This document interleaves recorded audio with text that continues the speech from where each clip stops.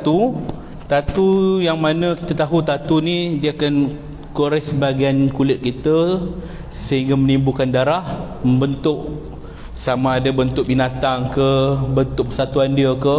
Maka dalam hal ini macam mana?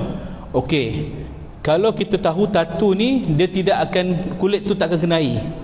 Maknanya kalau kita mandi jenazah, kulit tak dapat tercapai kerana tatu tadi yang berwarna tadi kan. Maka apa perlu buat? Ambil pisau sagat macam kita sagat apple. Jangan buat macam tu. Apa boleh buat? Mandi kalau macam biasa, tak payah susah. Ratakan air saja tempat yang boleh capai, lalu je kat situ, selesai. Ya, tak payah kita nak buat sagat ke apa, kikis tak payah.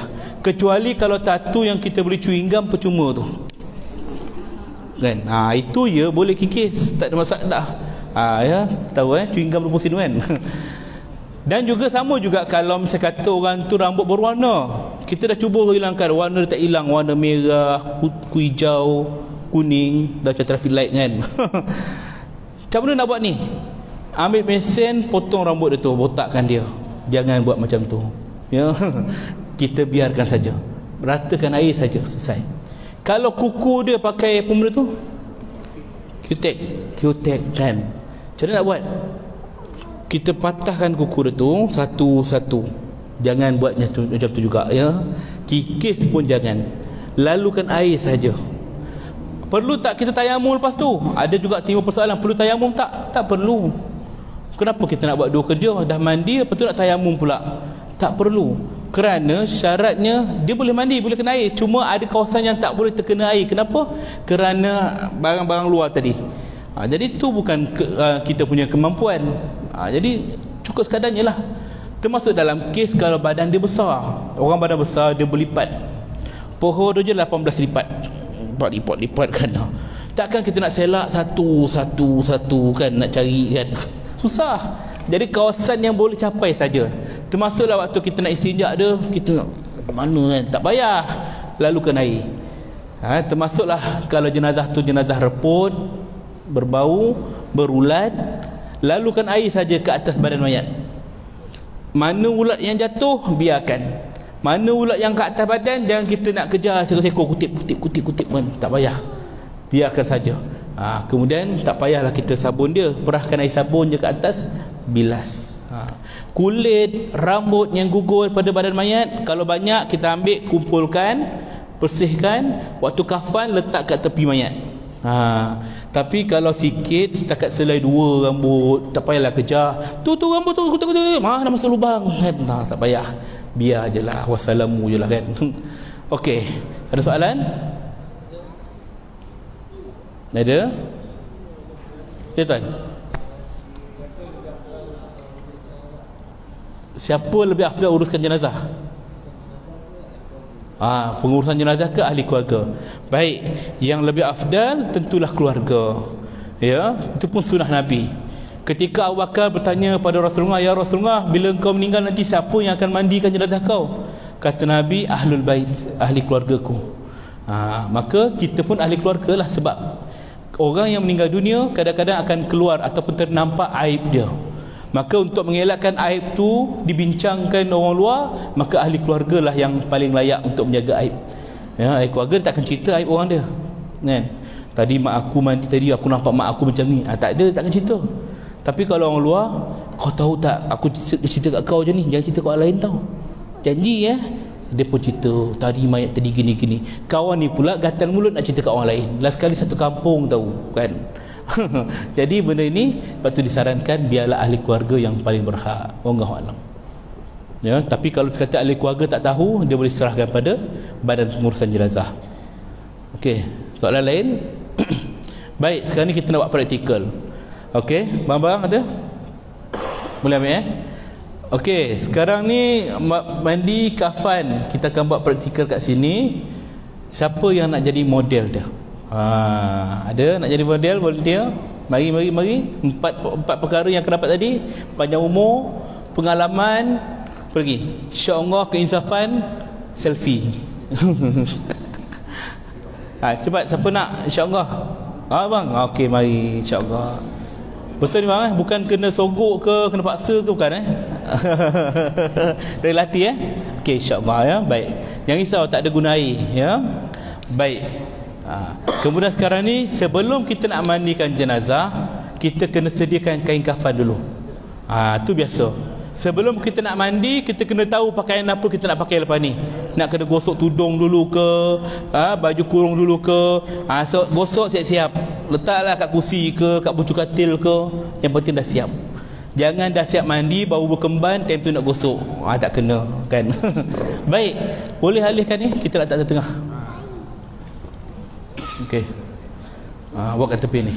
Kita nak buat di tengah ni. Okey. Sini. Alright, buat panjang ini Okey, cantik dah tu. Macam tu je. Cantik, alhamdulillah. Okey, cukup. Alright. Sekarang kita nak bentang kain kafan. Okey, kita guna kit mana ni? Okey, kita ambil kit yang belum potong. Sebab kalau terus siap potong, mungkin tuan-tuan tak nampak macam mana kalau dapat kain yang belum potong. Jadi kita gunting siap-siap. Baik.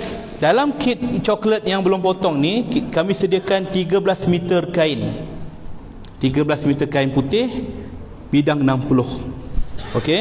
Kain ini kita akan gunakan 10 meter je, macam saya katakan tadi. 10 meter. Okey. Macam mana cara nak guna? Okey, kita bentang dulu kain. Baik. Saya tunjuk satu contoh demo. Okey. Gunting stable Okey. Kita akan potong 3 helai kain. Setiap helai itu ukurannya 2.5 meter. Ini kaedah yang senang. Kaedah orang dulu, dia ukur mayat daripada kepala sampai kaki, kemudian dia lebihkan sehasta untuk buat bunjut atas dengan bawah. Ada orang diikat kat sini ukuran dia supaya nak tahu panjang tinggi dengan bawah dia. Jadi tu kaedah lama. Bukan kata tak sesuai, tapi perlu ada jenazah baru kita boleh potong kain. Situasi kita sekarang ni jenazah tak ada lagi. Macam mana kita nak tahu ukuran dia? Maka kita potong ikut standard. 2.5 meter sesuai untuk semua jenazah. Kenapa? Ketinggian manusia di antara 1.5, 1.6 sehingga 1.9 biasanya. Biar lebih jangan kurang. Maka lebih tu kalau katakan 1.9 meter tinggi, maka dia ada lebih sikit atas dan bawah. Cukuplah. Ya, 2.5 meter tak besar pun. Ya, cukup je. Jadi kita ambil tali tip yang ukur tu, ukur 2.5 meter, potong. Cara saya ialah saya tak bawa tali tip, tapi saya dah tahu dah ukuran 2.5 meter tu panjang mana. Iaitulah bersamaan dengan panjang saya 1,5 depa. 1 depa dan setengah. 1 depa setengah ni bersamaan dengan 2.5 meter. Ni saya punya saiz lah, diikut pada ketinggian masing-masing. Okey, gunting. Nah. Okey. Pegang. Alright, kita gunting terus. Bismillahirrahmanirrahim. Okey, kita dah dapat ukuran. Mana tadi? Tu. Sini. Okey. Tak ini. Alright, saya dah dapat ukuran saya. Siapa nak try? Nak try ukur je. Kak, nak try? Ni, Kak.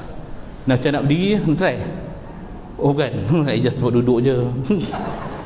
Saya ingat nak try. Try potong, siapa nak try potong? Ukur ikut saiz ni 2.5 meter, lepas tu potong kat sini. Kak, okey. Cuba ya. Ke ukur dulu. Berapa panjang? Ni 2.5 meter ni. Okey, kita tengok. Berapa depa? Okey, buat betul-betul. Tegangkan dia. Kita nak tengok betul-betul balik. Okey. 1 depa, alright, 1 depa. Okey. Dan sampai mana? Okey, sampai bahu. Maknanya 2.5 meter dengan puan ni 1 depa sampai bahu dia. Saya setengah, dia bahu. Jadi kita buat kat sini. Try. Okey, baik. Nampak diikut pada ketinggian. Ya. Okey, 1 depa. Ni dah biasa dah ni. Memang tukar mandi sini ni. Kan? Tengok cara dia pun dah tahu dah kan. Sajalah tu nak ambil pengalaman saya pula. Yang nak ambil ilmu saya kecil je pula sangat. Okey, lipat 2. Tahu dah, tak payah tunjuk pun tahu dah. Okey, bagi gunting. Alhamdulillah kan. Okey, siapa lagi nak try? Seorang lagi lelaki, cepat nak tengok. Senang, lepas ni tak payah ukur dah 25 meter macam mana. Tengok kat sini je. Cepat, siapa nak buat? Try tengok. Mai, ini jarang dapat ni. Okey, diukur dulu satu depa. Okey, terima kasih puan. Okey, insya-Allah. Okey, satu depa orang cantik. Okey, pegang. Mana ke sana? Ke sana. Okey. Setengah juga lebih kurang sampai sini kan. Satu depa setengah lebih kurang lah. Okey, bagi satu depa setengah. Ambil. Okey, cuba try. Satu depa setengah juga. Okey. Satu depa. Okey, sampai mana tadi? Pada tangan saya. Alright, situ. Okey, cantik. Lipat dua. Dia senang lipat dua. Ada orang terus koyak, boleh, tak ada masalah. Cuma dia keluar benang, nampak tak lawa. Kita nak kekemasan juga kan. Jadi saya lebih suka guna gunting. Serap, dia lagi cantik potongan tu. Ya. Baik. Nak cepat koyak senang, tak ada masalah. Okey, selesai. Dapat 3 helai kain 2.5 meter. 2 meter kali 3 berapa? 7.5 meter. Terima kasih tadi. Okey. 7.5 meter. Siap kat sini. Makna ada 2.5 meter ni. Dah habis kat mana? Okey. Kemudian kita buat kemban. Kain kemban 1.5 meter. Ukuran dia lebih kurang circle lah. Tak kisah semua orang je lah. Satu ukur. Okey, kalau nak kira betul, ambillah ukur 1 meter. Okey, ukur 1 meter penting. Baik. Pakai ni pegang sikit. Tukar pak kejap. Okey. Kenapa saya potong lebih kurang 1.5 meter? Ni nak tukar mana? Ni ke tu? Tak tu. Ni. Buat. Kenapa saya potong 1.5 meter? Sebab nak buat kain kemban. Lelaki dan perempuan sesuai 1.5 meter. Kenapa? Saya tinggi 1.78.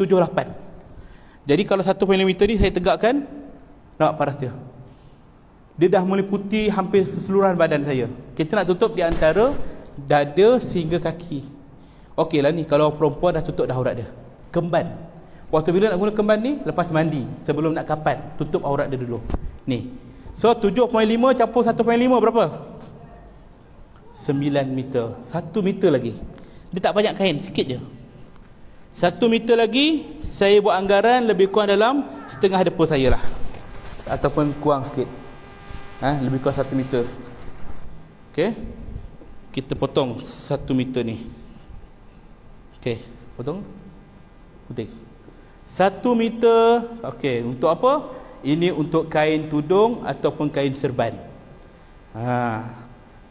Okey, boleh. Alright. Kita dah ada 1 meter ni, simpan dulu. Makna 9 campur 1 meter, 10 meter. Tu je kain dia. 3 meter kain panjang, 1 meter kain serban, kain kemban, 1.5 meter kain serban, kemban, 1 meter kain serban. Ada 10 meter. Cukup 10 meter Lebih ni 3 meter banyak. Kita ambil lah sikit untuk buat kain gosok badan mayat. Lebih kurang sedepa kita ukur. Buat sikit. Macam ni. Okey, gunting. Sedepa cukup. Satu depa. Bukan satu depa, satu tapak tangan. Satu tapak tangan setapak tangan untuk buat kain gosok. Okey. Yang ni kita potong je lah ikut kita kan. Potonglah untuk buat apa? Kain-kain gosok ni, kain perca tak apa. Tak payah nak ukur-ukur sangat. Lebih kurang sajalah. Okey. Kita potong ni semua, kemudian koyakkan lah. Ni kain perca nak gosok mayat, jadi tak payah ukuran tepat sangatlah. Jadi satu daripada ni kita ambil lebih kurang besar ni, simpan untuk tutup muka jenazah waktu kafan nanti. Letak tepi dulu. Kain-kain perca yang ni, ini kita letak dalam baldi nak gosok mayat waktu mandi. Okey, nanti saya akan ulang balik sekiranya nampak macam cepat sangat ya. Okey, lebih ni lebih ni terpulanglah kita nak buat lapik ke, nak simpan ke 3 meter. Simpan tak tepi. Settle. Okey, sekarang kita nak bentangkan kapan. Apa lagi yang kita tak sediakan kat sini? Bukan kain. Apa pun dia tak sediakan ni? Tali. Mana nak cari tali ni? Kita guna 3 helai kain tadi.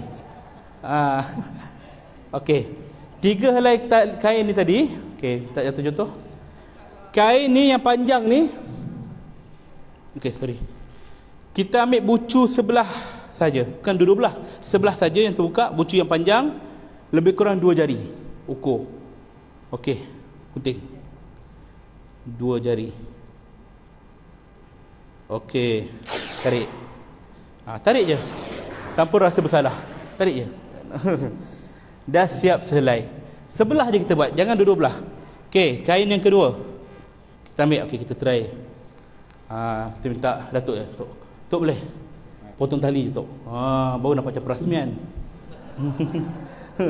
Sebelah je, Tok, yang panjang. Mana? Yang panjang? Panjang. Okey, tu yang panjang kan? Okey, kita ambil sebelah je. Ya. Okey, 2 jari memanjang. Okey, lebih kurang macam tu, agak-agak je. Okey, buat yang panjang Oh, ngobar. Okey. Okey, sikit je. Okey, tarik tu. Cantik. Okey, terima kasih. Alright, dah dapat dah. Okey, 2. Sekarang ni kita nak buat kain yang ketiga. Terima kasih. Kain yang ketiga. Mana kain yang ketiga? Tu. Okey. Kain yang ketiga. Siapa nak try? Try. Mai, Kak. Kak menggunting ni. Okey.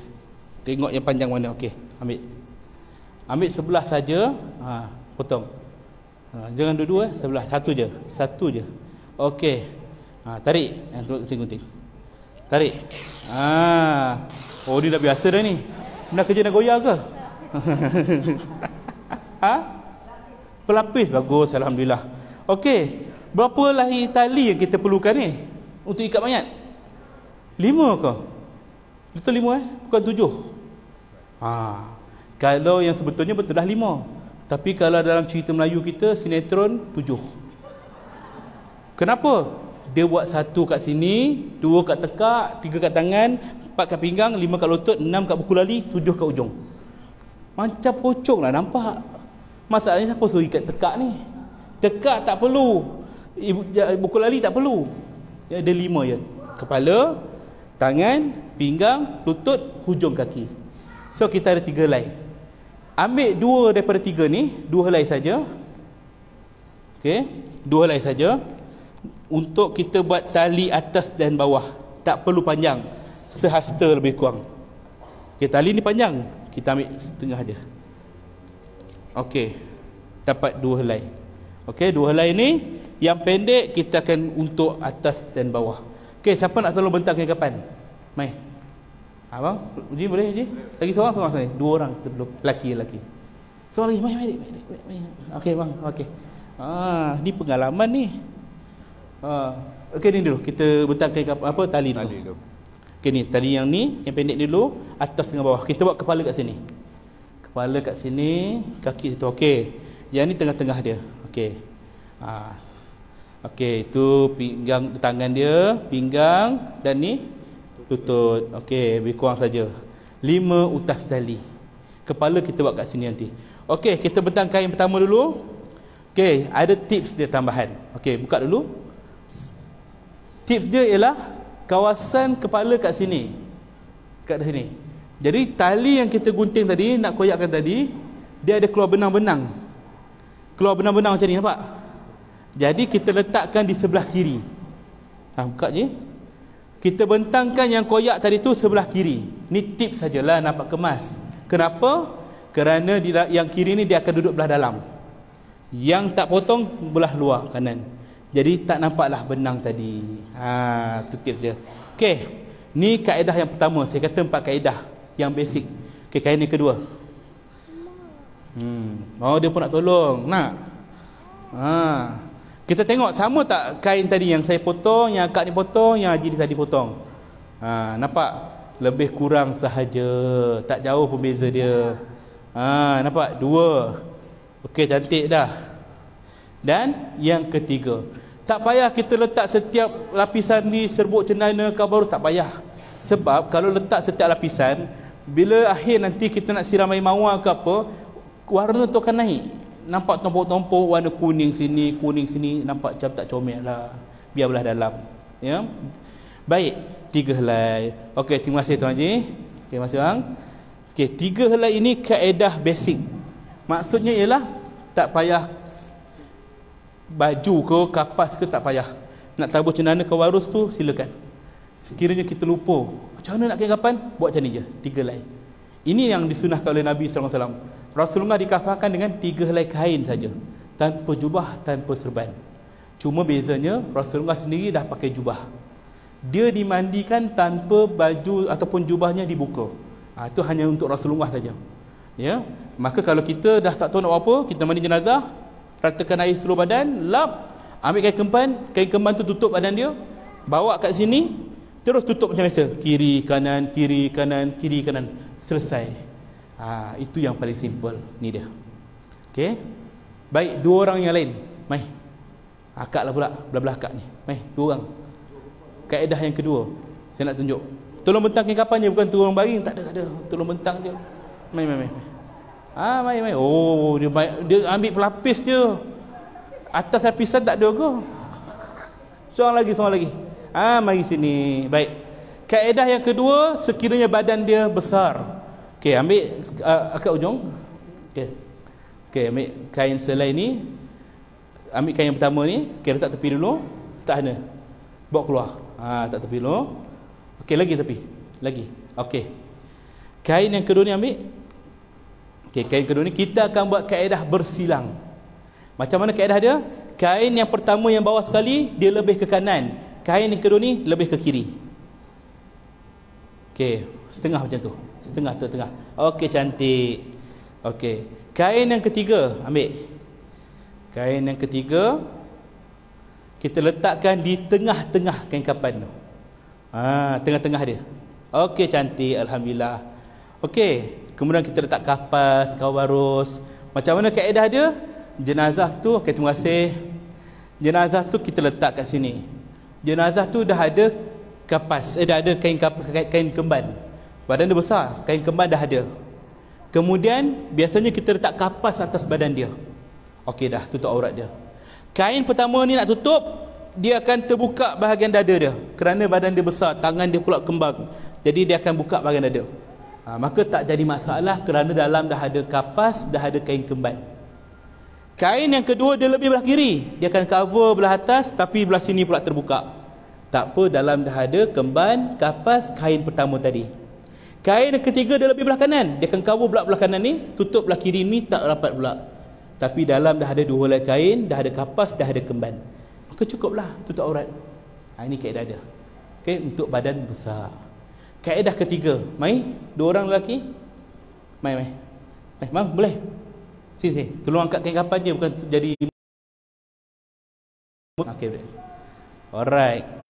Kaedah ketiga, okey, angkat yang pertama ni dulu. Okey, letak tepi. Yang pertama je. Okey, letak tepi. Okey. Kain yang kedua ni samakan balik yang bawah tu.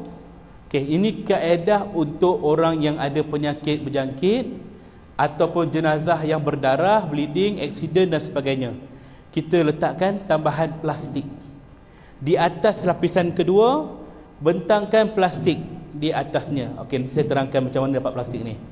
Okey, plastik ni dibentangkan di atas lapisan yang kedua sebelum lapisan yang ketiga. Okey, letak bentang. Okay, cantik. Okey, kemudian bentangkan lapisan yang ketiga kain tadi. Kenapa tak letak atas sekali plastik?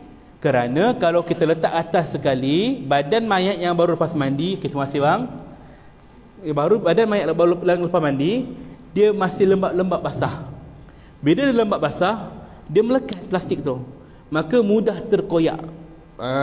Jadi kita letakkan kain dekat atas tu supaya badan dia dah tutup dengan kain, baru plastik. Jadi dia lebih ketat, lebih grip, kukuh lah, tidak mudah terkoyak. Macam mana nak cari plastik ni? Plastik ni cari dekat hardware. Hardware. Cuma jangan cakap, okey saya nak plastik mayat. Jangan. Tutup kedai dia nanti kan. Ayo sueo kata dia. Cakap kat dia, saya nak plastik yang biasa orang buat cat ceiling lapik kat bawah tu. Inilah dia. Kontraktor nak cat rumah, nak bersihkan abuk-abuk ke, ni lapik dia. Ya. Segulung tu lebih kurang RM15.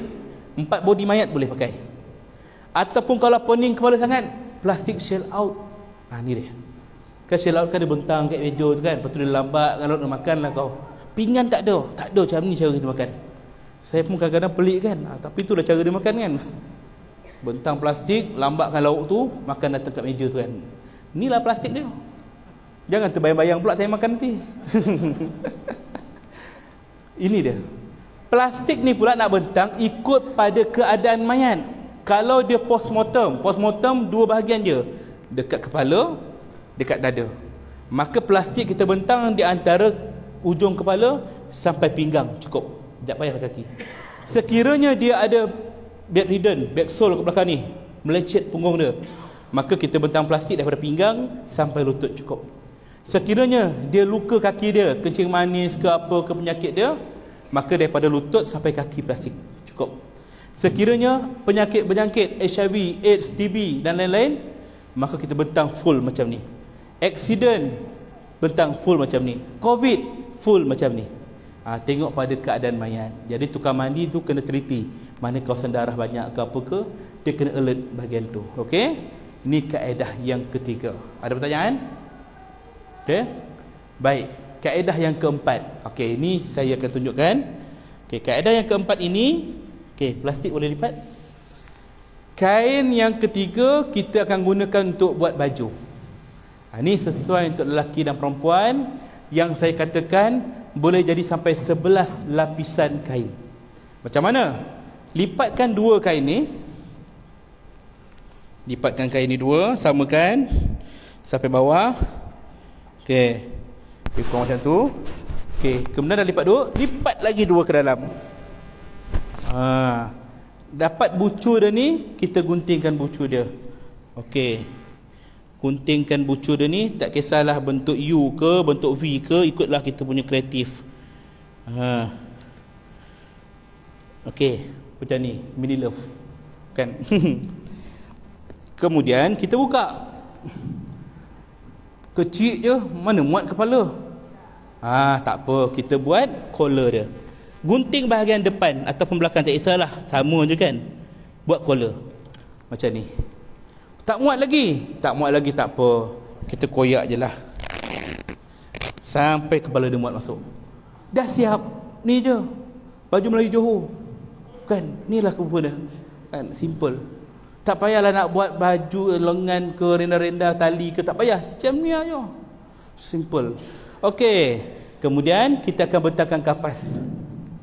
Okey, kita ambil kapas. Ini tips tambahan. Kalau kita nak bentang kapas, kapas tu dia ada banyak jenis kat luar tu. Saya suka jenis macam ni. Sebab dia punya kapas dia tu, dia nampak kemas. Dia tidak berbulu-bulu keluar, terabur, mudah koyak ke tak. Ni cantik. Kalau kapas yang jenis gambar rabbit arnab tu, orang yang biasa mandi jenazah tahulah. Dia jenis berbulu-bulu. Kalau jatuh kat kapet ni susah nak tanggal. Kita tengok pun berbulu kan. Jadi cara dia, okey, kaedah lama kita gunting, buat susun-susun. Itu kaedah lama. Tak payah buang masa. Tengok ni, keluarkan kotak ni macam ni, biar ada juntai macam tu. Kan, biar ada juntai gitu. Kita bentangkan dalam bentuk T. Satu kat sini, karate je lah. Tak payah guna gunting, kapas je pun. Kepala. Kemudian badan. Tarik je. Sampai pinggang cukup. Kalau badan dia besar, buat dua kiri kanan. Dah siap, tu je. Ni je. Kepala, badan, bentuk T. Kemudian kita ambil lah rempah ratus tadi. Saya lupa nak kenalkan. Okey, biasa kita guna kunyit dan garam. Sebab tak ada tulisan. Bahaya. Jangan letak kat dapur. Ini sebut cendana. Letak kat dapur, dapat pula time tu selimut. Apa bundul, siapa pula ya abah kau beli kunyit ni kan. Nak buat ayam goreng kunyit time tu lah kan. Dah goreng ayam goreng cendana, berbuih mulut makan kan. Ni gunting sikit, tabur je lah, ikut secukup rasa kita. Ikutlah kan. Dah siap. Ni pula bukan garam halus, ini kapur barus yang dah ditumbuk kan. Ada kapur barus yang masih ketul-ketul, jadi kita kena tumbuk sendiri. Kalau nak tabur kat kain kapan, kita kena tumbuklah halus-halus. Kalau nak letak dalam air, tak payah tumbuk, letak je, nanti dia akan lerai sendiri. Gunting, taburlah secukup rasa kita kan. Buatlah ikut teknik kita gini ke, ikutlah kan. Kemudian nak letak apa lagi? Apa lagi bahan-bahan lain nak wangi-wangi? Air mawar ke, nak renjis ke kan, daun bidara ke, daun pandan ke, buatlah, tak ada masalah, wangi-wangian. Okey, kemudian kita gunakan, ni dah bentang dah ni baju tadi. Okey, baju tadi kita buka. Okey, mana kawasan tadi? Okey, bahagian collar tadi dia belah atas. Belah atas. Okey, letakkan bulatan tadi dekat betul-betul parking kat kepala dia tu. Betul-betul parking kat kepala dia. Macam tu. Okey, kita samakan dia, kemaskan dia. Okey, yang lebih atas ni lipat ke dalam biar nampak kemas, tak adalah berlebihan. Okey, dia akan jadi macam ni. Dah siap. Nanti badan jenazah dah letak sini, tutup launing dia, dah jadi baju tu sahaja. Dah siap kain kapan. Saya simple, saya ulang balik. 5 utas tali. Tali ni ambil kat mana? Tepi kain 3 helai tadi. Di antara 2 tali tadi tu potong lebih kurang sehasta untuk buat tali atas dan tali bawah. Jadi 5 tali. Kemudian bentang 2 helai kain. Bentang. Kemudian letakkan kapas bentuk T, kapur barus, cendana, letak tabung. Kemudian selai kain lagi, kita lipat 2, lipat lagi 2, mana 4 lipatan, gunting bucu dia, buat collar, jadi baju. Bentang ke atas ni. Siap, sedia untuk dinikmati kan? Baik, sekarang kita buat praktikal untuk mandi pula. Okey, ada soalan? Ni tu Haji? Ihram. Baik, sekiranya dia nak pakaikan kain ihram, tak ada masalah, kita boleh tambah ataupun boleh gantikan. Contohnya kain kita dah ada dah, tapi keluarga kata ni ihram, alamak dah ada kain dah ni, buanglah satu, bazir pula. Tak apa, tambah je lah. Tambah kat mana? Kita boleh letak atas baju ni. Atas baju ni kita pakaikan ihram, pakai baju. Tak apa. Sebab nanti waktu kita nak kepala tadi, kita letaklah kopiah boleh, apa pun boleh, tak ada masalah. Nanti kita buat waktu praktikal nanti. Ni selai tadi kita dah potong. Nanti waktu nak kafan nanti baru kita akan tunjuk macam mana nak ikat dia. Alright. Sekarang kita nak mandikan jenazah. Okey, kita akan pindah ke depan sikit. Tempat mandi tak payah usik lah. Okey, minta gayung tu. Mana model kita tadi? Ada lagi dah? Ada, okey. Dah tiba ubah fikiran kan. Boleh lagi tak wayar ni? Oh, limit kat sini ya? Okey, tak apa. Kita guna sini je. Okey. Minta kapas satu, buat bantal. Katakanlah ni tempat mandi. Tempat mandi sebabkan saya terikat dengan tali ni kan. Okey. Tak apa. Sini je. Nak belakang takut tak nampak pula depan nanti. Okey. Mana tadi? Bang, sila. Kain batik. Okey, dalam set ni pun ada sediakan kain batik selai. Okey, silakan baring dengan segala hormatnya. Okey, siapa nama bang? Nasrul. Nasrul duduk sini. Duduk ni Mustafa. Mustafa. Okey, minta kain tu, koyak kejap. Okey Ramai orang kadang-kadang confuse. Dia katakan kain kapan ni tak boleh berjahit kan? Jadi kena koyak. Kalau nak pakaikan jubah, kena koyak jubah. Boleh lagi sikit. Okey. Kalau nak koyak jubah, kalau nak pakaikan jubah kena koyak. Kalau pakai telekung, kena koyak telekung. Sebenarnya salah. Kita terkeliru dengan hukum ihram. Kain ihram lelaki memang tak boleh berjahit. Kain kapan tak ada masalah kalau berjahit. Cuma problemnya ialah macam mana kita nak masukkan pada mayat. Nak pakaikan jubah mayat dah keras, nak pakaikan macam mana jubahan. Jadi terpaksalah gunting untuk memudahkan. bukan kerana hukum, ya. Kita apa kita guna ni? Sila baring. Okey, nah selimut sendiri. Senang nak uruskan jenazah hidup, kita bagi arahan je. Ni atas sendiri ke keluarga? Ayah. Oh, ayah lah suruh tadi ni. Oh, pandai abah Alright. Okey. Jadi, first kita kena tahu aurat lelaki waktu nak mandikan jenazah di antara pusat hingga lutut. Kita tutup. Okey, lebih kurang macam ni lah. Kalau orang perempuan, kita lebihkan sikit bahagian dada dia. Dada sehingga lutut. Orang perempuan nak mandikan jenazah, dia tak boleh selak kain ni nampak dada dia, tak boleh. Tangan dia sahaja yang lalu kat bawah. Kena jaga, ya. Tu aib dia. Tapi kalau pondan macam mana pula? Yang dah renovate badan dia. Siapa yang kena uruskan jenazah pondan? Lelaki ke perempuan? Ya ke? Masalahnya dia dah tukar dah bahagian tu macam perempuan. Macam mana tu? Dia lelaki, ya? Ada jawapan lain? Confirm lelaki ke perempuan? Ya ke lelaki? Betul, jawapannya lelaki. Kembali kepada asal dia, walaupun dia dah ubah rupa macam perempuan. Macam mana pula bab aurat dia? Dia lelaki. Aurat sama juga, pusat hingga lutut. Namun kita perlu tutup bahagian dada dia juga. Kena tutup. Kalau tak tutup, akan jadi dua musibah. Musibah pertama, orang akan nampak aib dia. Oh, macam tu rupa dia. Mengaibkan dia, kita berdosa. Musibah kedua, akan jadi fitnah pada tukang mandi. Ustaz, kenapa lama-lama kat situ? Baik, kita tutup bawah dia kan. Jadi itu lebih selamat. Jangan fitnah, tutup. Okey. Itu untuk mandikan jenazah. Ya. Hukum suami memandikan isteri, apakah hukumnya? Seorang suami memandikan isteri, hukumnya apa? Harus, hukumnya haram. Suami memandikan isteri orang. Kalau isteri sendiri tak apa, tak ada masalah, ya. Nak bagi clear bab tu, ya.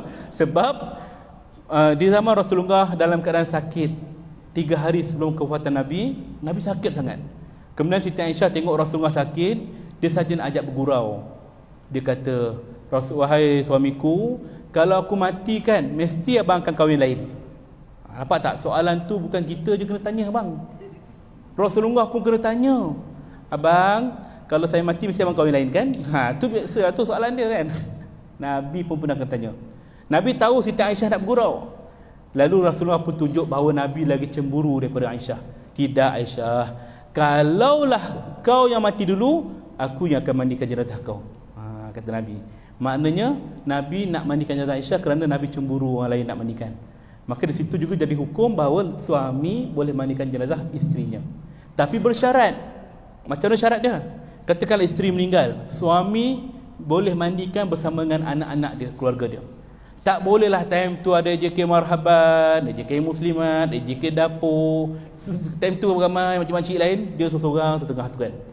Biar saya buat. Time tu dah cebok bini dia. Kan tak terbeliak mata makcik tu kan.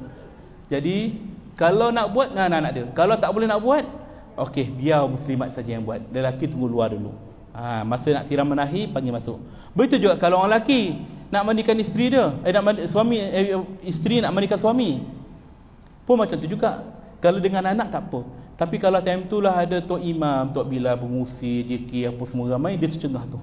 Tak kena situasi. Sebab dia dalam tempoh edah, lagi kena jaga. Dia kena duduk luar. Waktu nak siraman terakhir, mungkin bagi peluang. Okay, mana isteri dia, kalau nak siram, tolong, baru panggil. Ya, kena jaga batas tu. Alright. Tu, anak boleh mandikan jenazah ibu dia, anak perempuan boleh mandikan jenazah ayah dia, dengan syarat di antara pusat hingga lutut biar jantina yang sama. Ya. Okey, baik. Sekarang nak mandikan jenazah ni. Okey, saya perlukan 2 orang lelaki untuk sebagai bantu saya. Mai 2 orang. Mai, wah Haji lagi. Okey. Duduk sini je. Seorang lagi. Okey, baik. Masya-Allah. Alright, ada sini. Sebelah sini. Okey. Katakanlah yang meninggal ni ayahnya, ni abang sulung, ni anak bongsu. Macam lain tu kan. Berlakonnya dia. Okey. Kemudian dia akan bantu. Berapa orang yang boleh mandikan jenazah? Paling cantik 3 orang. Tak ada ramai. Paling ramai 5. Tu pun dah serabut dah. Lebih daripada tu bukan memudahkan, menyusahkan. Pasal apa? Kita dah bilas sabun sini, dia sabun kat atas. Kita dah bilas atas, dia sabun bawah. Bila nak habis ni? Pasal banyak tangan. Jadi serabut. 3 orang. Kalau anak dia ramai, dia dah serahkan pada tukang mandi. Okey, Ustazah tolonglah, Ustaz tolonglah uruskan. Maka dia amanah pada kita. Kita tetapkanlah anak berapa orang? 10 orang anak arwah ni. Okey, bergili-gili. Okey, abang, adik-adik 2 orang ni dah sudah separuh. Okey, ganti pula dengan adik bawah tu. Bergililah. Tak payah semua masuk berkerumun. Kita jadi serabut. Ya. Baik. Jadi kita nak mandikan jenazah ni, kita sediakan bahan tadi. Ambil baldi, gayung. Okey, sediakan baldi, gayung. Okey, sebut cendana, kawarus, sabun. Okey. Kalau cara lama, dia guna banyak baldi. 1 baldi cendana, 1 baldi kawarus, 1 baldi air mawar, 1 baldi air bidara, 1 baldi teh ais. Banyak sangat air. Bila terlalu banyak air, jadi mandi banyak pun lama. Pasal nak habis air ni. Jadi tak payah lama-lama, banyak-banyak. Campur je semua. Letakkan serbuk kawarus cukup rasa. Serbuk cendana cukup rasa. Air mawar ni. Air mawar, bidara, daun pandan, lemon, apa ikutlah kan. Perahkan ni wangi-wangi boleh. Penuhkan air 1 baldi, gaul. Sehingga naik bau, warna dan rasa. Apa kita panggil air ni biasanya? 9. Yes, orang lama tahu air 9. Pasal apa air 9 tadi? Di kiri kanan 3 ke? Yes, nasib baik jawapan dia. Kerana 9 kali jirusan. 3 kanan, 3 kiri, 3 tengah, 9. Dah pasal apa pula 9? Kerana nombor ganjil. Allah itu ganjil dan disukakan yang ganjil. Bilang ganjil lah. 1, 3, 5, 7, 9. Persoalannya kenapa 9? Tak boleh 7? Tak boleh 11? Ada juga orang macam tu bertanya kan. Masalahnya itu je yang sesuai, sedap sebut. Pernah dengar negeri 11? Tak ada. Negeri 7? Tak ada. Negeri 9 ada tak? Ada kan. Sedap sebut dia. Jadi panggil air 9. Itu nama sahaja ya. Sekiranya dah 9 jurusan, tiba-tiba terlebih 10. Ni ke 10 ni. Macam mana nak buat ni? Kaut balik air tu. Jangan kaut, biar saja. Terlebih ke, terkurang ke, tak ada isu, tak ada masalah ya. Sunat sahaja ya. Air 9 tadi yang kita dah mancur sebagai jurusan yang terakhir. Letak tepi dulu. Biar dia diam kat belakang. Okey, ambil kain gosok tadi ada. Okey. Kain gosok yang kita ambil tadi, okey, kita ambil sabun. Sabun buku ke, cecair ke, letak dalam gayung. Ambil kain-kain perca tadi, campurkan. Bancuhkan dengan air. Buat air sabun. Okey, siap. Tukang mandi utama macam saya duduk sebelah kiri mayat, tengah-tengah. Sebab dia yang akan mencebok mayat. Kalau nak cebok guna tangan kiri, jadi senang dia nak sauk. Kalau duduk sebelah kanan, terkial-kial dia sini kan. Jadi kena faham juga posisi tu. Duduk belah kiri, senang. Okey. Pakai sarung tangan, glove. Okey. Kemudian kita nak mandikan jenazah. Okey. Mana baldi air mawar tadi? Oh, nampak sini. Okey. Kalau guna air baldi, kita nak siram jenazah, pastikan kita perlahan.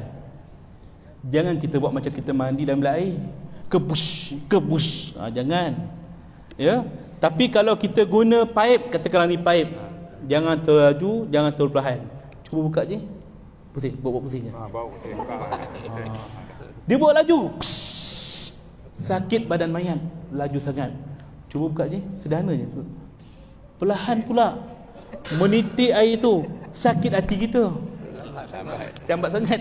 Jadi biar sederhana air. Kadang-kadang orang lapik dengan kain, nak bagi slow kan. Tak apalah kaedah. Okey, nak mandikan jenazah ni daripada kaki ke kepala ke tengah, tak kisah. Tengah boleh. Tengah boleh, kaki boleh, tepi boleh. Hari ni nak mula daripada kaki lah kan? Ikutlah. Tapi sebaik-baiknya kepala lah. Kerana ikutkan sunnah pun kepala dulu. Okey. Adab kita nak mandi mayat, kita kena tahu nama dia dulu. Okay, nama tadi siapa? Jangan tanya mayat. Kau bercakap mayat tak cukup tanah lagi. Tanya pada waris dia tadi. Siapa nama tadi? Nasrul. Okey. Adab saja ya. Bin kepada ibunya. Kalau tak tahu nama ibu dia, bin kepada Hawa. Nasrul bin Hawa. Kenapa? Binti ke bin? Bin kalau lelaki, kalau perempuan binti lah. Ya, Nasrul bin Hawa kalau perempuan, kalau ni Nasrah binti Hawa. Contohlah kan. Sebab apa? Kerana seseorang itu dah tentulah siapa ibu dia. Ada orang yang tak tentu mana satu ayah dia. Jadi cara selamat adabnya ialah bin kepada ibunya. Itu pun sunnah. Mulut kepala. Niat tu sunat saja. Kita niat kena mati. Sahaja aku mandikan jenazah kerana Allah Ta'ala. Itu je. Mula dari kepala. Siram kepala dia, ratakan air semua. Lepas tu tangan dia, ratakan air kan. Semualah. Kita buka baju dia semua tangan dia. Tak payah beria sangat. Kadang-kadang celah-celah kuku. Tak potong kuku budak ni kan. Dah lama tumpuk kat situ. Ya, memang ada. Ya. So, ada. Dia buang hitam.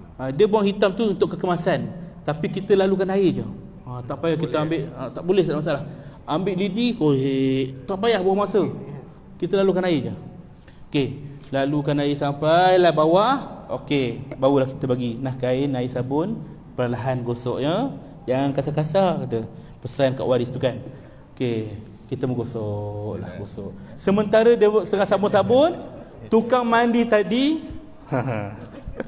ni belum guna air betul. Tukang mandi tadi dia kena berapit tangan dengan kain putih sebab dia nak cebok istinja jenazah tadi. Okey, bukakan kaki dia.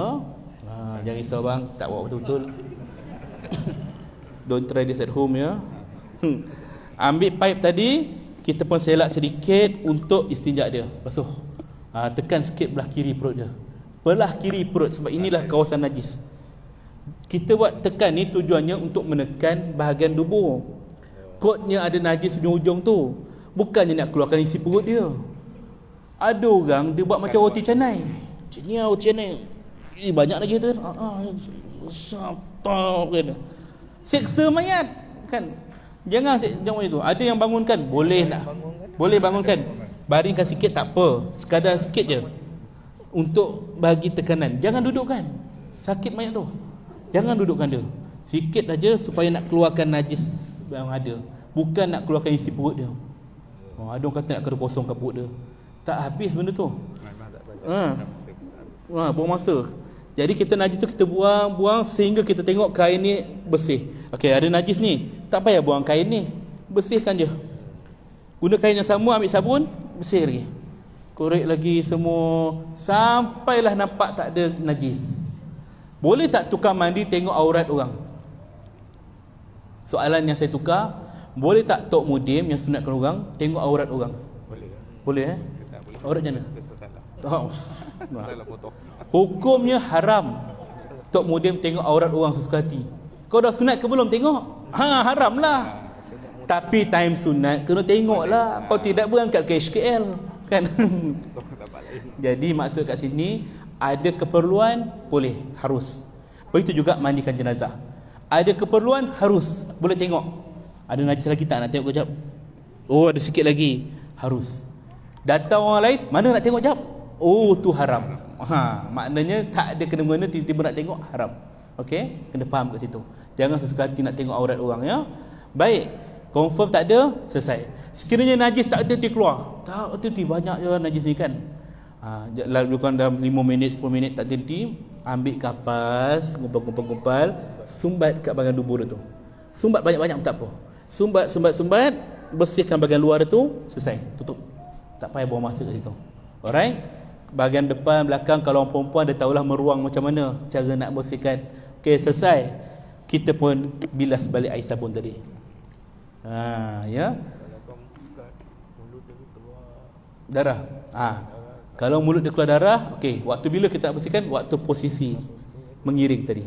Okey, sekarang kita nak mengiring sebelah sana. Macam mana kaedah dia? Okey, kita ngiring kat sebelah sini dulu. Okey, caranya ialah kita lebihkan kain sebelah sana sebab kita nak ngiring tu ni. Okey. Kemudian tangan kiri ni kita luruskan dia, tangan kanan kita pegang pergelangan dia, tarik. Jaga aurat dia belakang. Jangan nampak buntut ke apa ke. Kemudian ratakan air. Ratakan air sampai kaki, kita sabunkan dia. Ambil kain tadi, sabun, gosok. Gosok sekali jalan. Tak payah gosok beria. Macamnya kan. Kasar-kasar kan. Ni basuh kain. Dan jangan pula terlalu lembut. Ini spa. Sekali jalan je. Gosok yang tu sekali jalan. Macam tu. Ya. Kecuali kalau dia ada luka, tak payah kita gosok. Perah air sabun je. Okey, kemudian lalukan air. Selesai. Air sabun yang ada kat bawah tu, kita tembak air. Tolak. Bila dia baring, tak melekat nanti. Okey, dah clear, buang. Okey, kita baringkan dia balik perlahan. Kita lebihkan kain sebelah sini pula. Okey, tangan kanan tadi kita luruskan sebelah sana. Pegang tangan kiri, kita ngiring. Tengok senang nak bagi arahan kan. Dia buat sendiri. Dia tak jatuh. Lalukan air, kita sabun ke bawah, kita bilas balik. Settle. Biasanya air akan keluar ikut hidung dan mulut. Darah ke, kahak ke. Macam mana nak buat? Jangan sekali-kali masukkan paip ke hidung mayat. Kadang-kadang ada orang masuk. Nah, sap. Keluar sini dia. Buat sini, sap keluar. Jangan. Kesian mayat tu sakit. Habis cara nak buat? Lalu kat tepi ni. Ambil kain, gosok. Mulut dia tu kita korek sikit biar keluar kahak apa semua. Time ni lah, time dia sengit ni. Picit-picit hidung masa ngiring. Kalau orang tu jenis dia pakai apa panggil tu? Tube. Dekat hospital, dia punya dinding ni dah luka. Darah akan keluar nanti. Maka kita tengok macam tak hati, ambil kapas sumbat kat mulut dia. Tu saja. Masa mandi tu, sumbat. Okey. Kemudian dah confirm tak ada, baringkan balik. Dah selesai mandi mayat, itu saja. Saya ulang balik. Caranya ialah ratakan air, kita sabun, kita bilas. Time itulah nak buang najis ke apa ke. Pusing ke kanan, kita ratakan air, sabun, bilas. Lepas tu tolak air kat bawah tu. Pusing ke kiri, kita ratakan air, sabun, bilas, tolak air kat bawah tu. Hidung dia, mulut dia kalau keluar darah, kat tepi tu kita lalukan air. Korek-korek sikit, bersih-bersihkan muka dia semua. Selesai. Tu je. Kalau badan dia besar, kita susah nak ngiringkan dia. Badan dia besar, nak ngiring pun setakat mana yang boleh. Belah sini sikit, belah sana sikit. Jadilah. Ya. Kalau badan dia busuk, berulat, reput, kita mandi macam biasa saja. Tak payah kita sabunkan tangan. Perah air sabun. Lalukan air. Mana ulat yang jatuh biarkan, mana ulat yang kat badan pun biarkan juga. Sekat mana yang kita boleh lalukan air. Nak istinjak tak? Tak payah istinjak. Sebab bila kita istinjak, dia akan lukakan badan dia, melecet. Lalukan air saja. Bahagian kemaluan dia tu. Okey? Itu badan yang kalau berulat. Baik. Ada soalan setakat ni untuk mandi?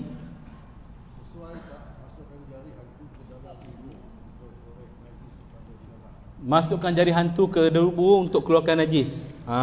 Sekadarnya. Bukan di kita ada 3 ruas. Hujung pertama ni okey lagi lah untuk buang tepi dia, korek sikit. Bukannya penuh. Bukan. Jangan. Ya. Kita sikit saja. Ya. Baik. Soalan lagi? Ada soalan? Ambil wuduk. Belum lagi. Ada? Okey, dah selesai mandi, kita disunatkan ambil wuduk mayat. Ambil wuduk ni sunat pada orang yang ambil. Yang mati tak wajib pun. Kita ambil, kalau tak ambil pun tak ada masalah. Maka kita ambilkan wuduk dia. Sahaja aku wudukkan jenazah ini kerana Allah Ta'ala. Buat yang wajib je lah. Terus kat muka. Macam mana kita nak kumurkan dia? Tak boleh macam tu kan. Jadi ratakan air, rata kat muka dia. Kemudian tangan dia sampai ke siku, tangan kiri siku, kepala dia. Ambil sunat telinga kanan, telinga kiri. Pegang pegang. Kaki kanan, kaki kiri. Selesai wuduk tu, dapat pahala kat kita. Tu pun hukumnya sunat saja. Ya, tak wajib. Kena lap. Ni kita belum, kita lap lepas kita siram air 9. Jadi dah siap ni, dah wuduk, kita boleh guna air 9. Sama ada air 9 dulu, kemudian baru wuduk, terpulang mana-mana pun tak ada masalah. Tumpah kan. Jaga maksiat banyak. Mana gayung tadi? Okey. Kemudian kita kocok. Ambil air. Jangan kita terus macam ni kan. Lapiklah sikit. Kat muka dia tu kita ratakan sikit. Lepas tu kat badan dia. Janganlah semua kita sebat. Bagilah peluang pada waris je. Okey. Ambil ni selawatnya perlahan.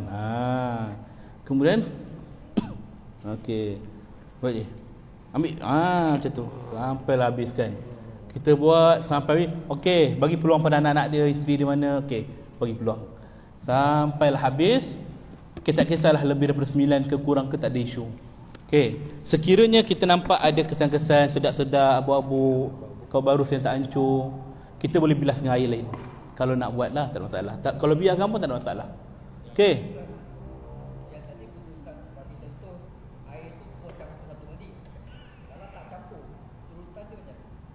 Buatlah mana bagi dia. Tak kisah. Mana yang depan mata kita buat.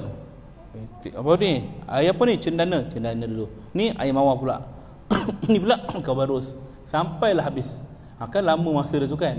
Buang masa kat situ. Selalunya Ustaz dia make cendana, kapur barus, mawar. Mula cendana buat 1, 2, 3 kan. Lepas tu ambil yang ni pula. Itu kaedah cukup 9. Tapi membazir pula air yang lebih tu kan. Ada lebih, mesti ada lebih kan. Jadi kita habiskan pun tak masalah. Cuma masa kan. Kita mandi mayat ni 20 minit pun dah cukup. Jangan terlalu lama ya. Kadang-kadang lama sangat, jadi buang masa. Okey, dah siap mandi. Kita dah bersihkan mayat ni. Kita ambil kain towel. Ambil kain towel tadi, kita tutup dulu bahagian aurat dia. Tutup, baru tarik kain basah tadi. Okey, jaga aurat dia. Okey, letak kain tu. Okey. Kita lap dia guna kain towel semua dah lap. Ambil kain yang baru yang bersih. Katakanlah ni kain batik yang bersih. Okey, dah bersih dah ni, kering. Kita bentangkan dia, tutup aurat dia dulu. Okey, bawa keluar kain towel tadi. Jaga aurat dia, jangan sampai orang nampak. Kemudian kita lap lebih-lebih tadi kat kepala dia. Nak lap tu terkacap je. Bukan macam kita keluar bilik air macam ni kan. Sakit pada mayat kan. Dah lap bahagian atas, kita nak lap belakang pula. Okey, ngiring macam tadi, lebihkan kain. Belah kiri ni buka, tangan pegang. Okey, angkat. Okey, lap belakang badan dia, lap sampai bawah. Ada basah kat lantai ni, lap juga. Sama ada guna kain sama pun tak apa, sebab dia dah bersih dah. Lap je lah, lap, keringkan. Okey, baringkan dia. Kemudian sebelah sini pula kan, pandang sana. Okey, ngiring. Okey, lap belakang dia semua, lantai dia punya keringkan air. Biasanya air akan keluar juga kat hidung mulut. Kalau yang keluar tu air kotor, darah ke apa, ambil paip air, bersihkan kat hidung dia. Buang semua-semua tu, kemudian kita lap. Sebelum kita baringkan dia, ambil kain kemban tadi. Kain kemban yang 1.5 meter tadi, kita akan bentangkan kat belakang badan dia. Okey, kita buka. Ni lelaki dengan perempuan pun sesuai ya. Mungkin kaedah yang berlainan, tapi ini yang sesuainya. Okey, separuh. Okey, sekejap. Yang ni, yang kita gulung ni, letak kat belakang dia. Okey, letak. Okey, letak. Okey, cantik. Okey, baringkan dia. Okey, baringkan mayat balik. Okey, kemudian orang yang sebelah sana tolong bawa keluar kain macam tu. Dah siap, jenazah pun dah ada dekat atas kain kemban. Dan dalam masa sama ada kain batik yang tutup aurat dia juga. Sekiranya jenazah perempuan, tu tak habis lah. Sebab orang perempuan biasanya dia panggil orang lelaki untuk angkat ke tempat kapan. Jadi kena jaga. Pastikan tak payah sentuh badan mayat. Kita angkat kain saja. Macam mana cara nak angkat? Okey, saya perlukan 3 orang lagi. Jangan gagah perkasa di sini. 3 orang. Mai bang, satu. Okey bang, mai. Okey, 3 orang. Cantik. Tak apa. Mai sini. 4 orang tak apa. Mai. Ambil tempat saya ni. Okey. Okey bang, kat abang depan. Okey, ambil boleh ujung. Okey, abang tengah. Okey, sini. Alright. Jadi sambut kepala dia. Caranya ialah jangan buat tegang macam tu. Gulung ke dalam. Okey, sebelah tangan saput kepala dia. Okey. Cuba kita bawa ke hujung. Okey, ni buka jap tika ni. Buka tika. Okey, bawa ke sana. Okey, situ sikit je.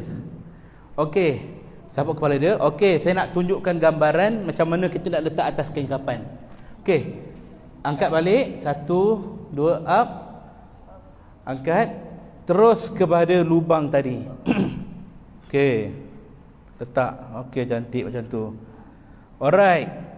Okey, kemudian bila dah letak, okey, kita nak tutup badan mayat ni dulu. Ambil kain kemban tadi, tutup. Tutup dulu, baru kita keluarkan kain batik tadi. Tarik keluar. Jaga aurat dia. Jaga aurat dia.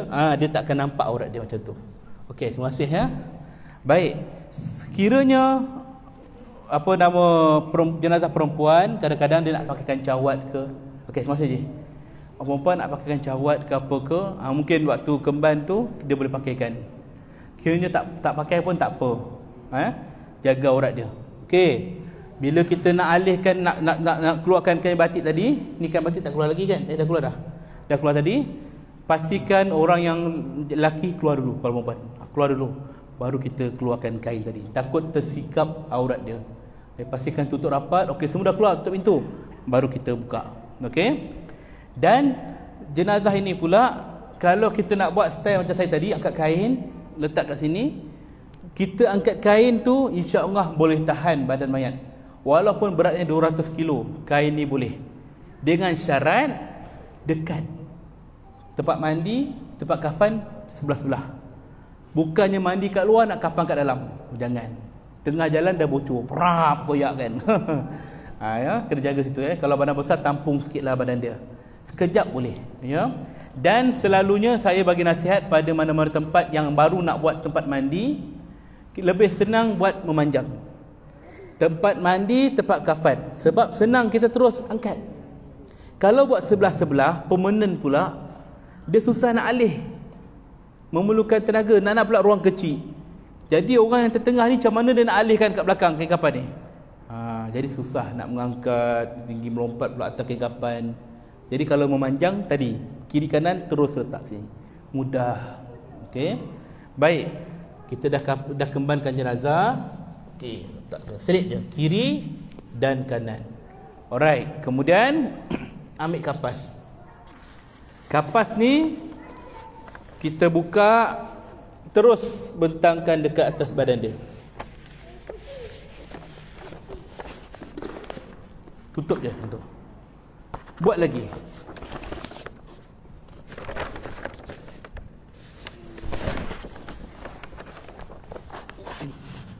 Buat lagi sampailah kaki dia. Saya tak buat penuh lah, kesian dia nanti. Okey. Baik. Dah selesai kapas sampai ke bawah. Boleh nak tabur cendana kabarus ke atas kain ni, kapas ni. Tabur. Dah siap. Okey, sekarang kita nak pakaikan baju dia. Okey, minta seorang lagi, boleh? Seorang, siapa nak cuba? Mai seorang. Nak pakaikan kain kemban dia, kain seban. Dua orang, mai. Okey, tuan je lagi ke? Okey, mai. Seorang lagi. Okey, bang belakang. Ada tu. Okey. Alright. Okey, ada situ. Okey. Okey, bang duduk sini. Okey. Pegang bahagian ni. Okey, lalukan kepala dia. Muat tak? Okey, muat, senang. Jadi, yang ni free size, semua boleh. Kan? Tak payah saya potong kain jubah ni kan. Samakan atas dengan bawah. Sama atas bawah. Okey, tegangkan dia. Okey. Yang belah kiri ni lipat ke atas. Belah kanan lipat sini. Kalau badan dia besar, sisi sebelah kanan. Macam tu. Dah siap baju dia. Macam tu je lah. Okey, kita kira berapa lapisan kain dah. Pertama, kain kemban 1, 2 lapis. Kemudian kain kapas tadi, kapas 3. Kira lapisan tu 3. Kemudian baju tadi 2 lapis, 2 lapis, 2, campur lagi 4, campur 3, 7. Dah 7 lapis dah tutup dia. Nampak? Okey, sekarang ni kita nak buat kepala dia. Okey, saya duduk sana dulu. Nanti kan saya bergerak balik. Okey. Ni kopiah ni nak buka ke tak? Buka. Kotor tak sian nak kan. Saya tak tepi dulu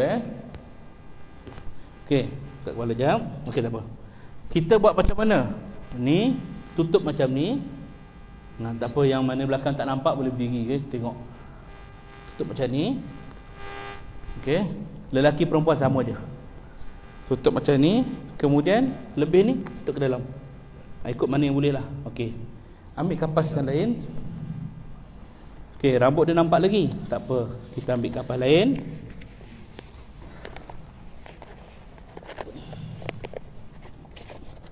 Okey. Lipat sikit bagi kemas. Tutup sini. Angkat kepala dia, letakkan kain kepada bawah. Kalau jenazah perempuan tu rambut dia panjang ke apa, kapas lebih sikit tak apa. Okey, dah siap ni? Dah. Oh, nampak macam tak kemas lah. Tak apa, tambah lagi kapas. Okey, kapas ni kita gulung-gulung sikit, memanjang macam ni, letak kat tengkuk dia. Okey. Kemudian mana kain kemban tadi? Serban. Ni gunting. Okey. Kain serban yang 1 meter tadi kita buka, kita gunting 2.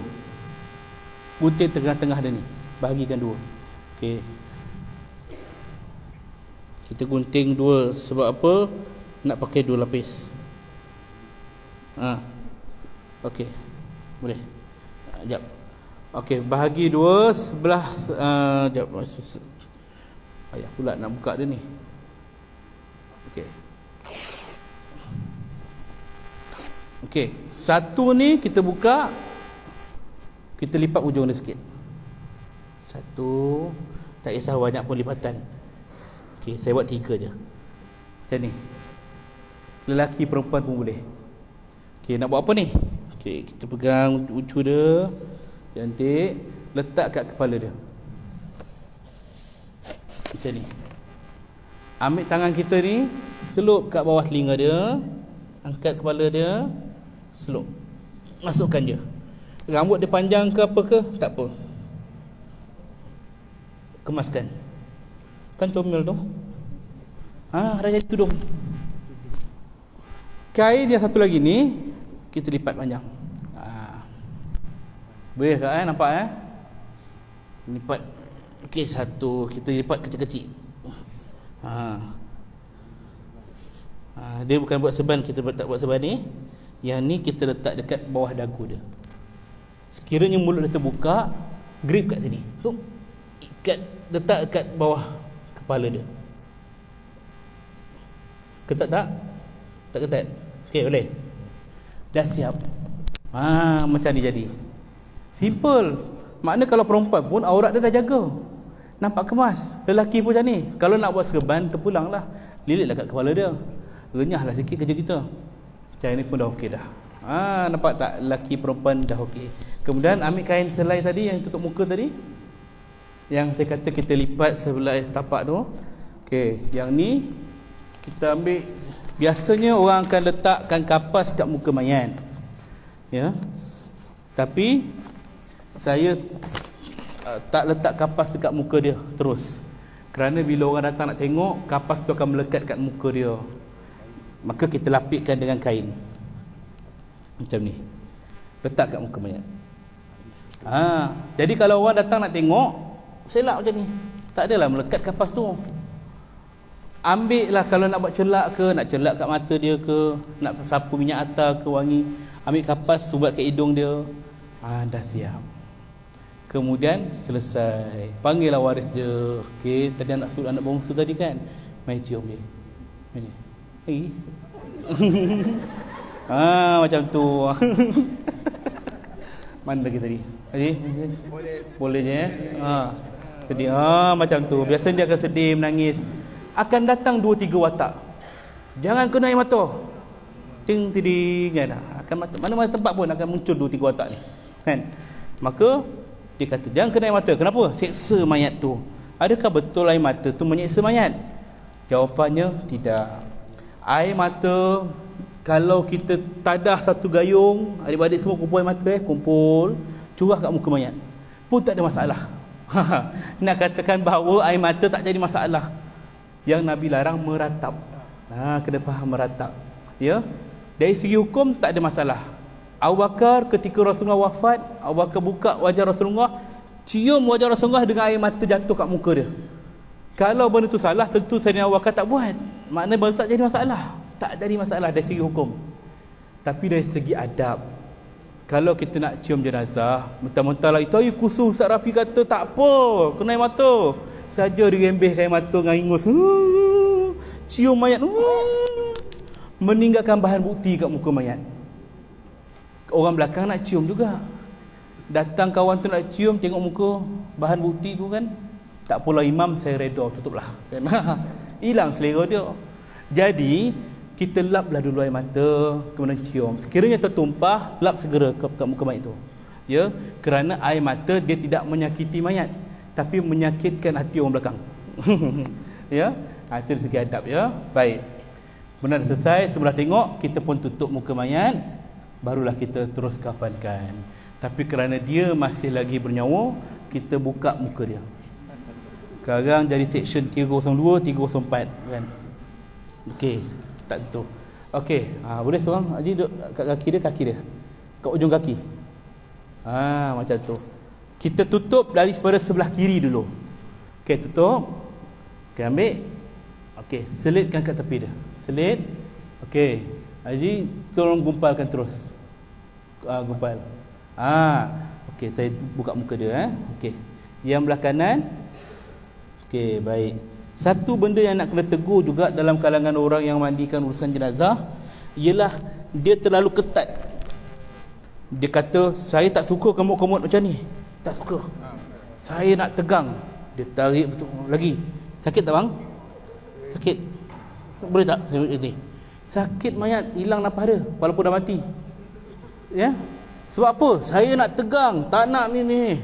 Ingat badan uniform, nak tegang-tegang. Kini nama dia selimut, kain putih. Letak je atas badan mayat. Okey, kita sisip-sisip je. Ya. Kerana kalau buat macam tu seksa mayat. Tak payah tegang-tegang, letak saja. Kenapa nak tegang kan? Baik. Kemudian satu lagi benda. Sekiranya kita dah buat, tiba-tiba alamak, belah situ tak boleh nak bunjut, belah sini lebih belah kain. Macam mana nak buat? Okey, dia ada tips je.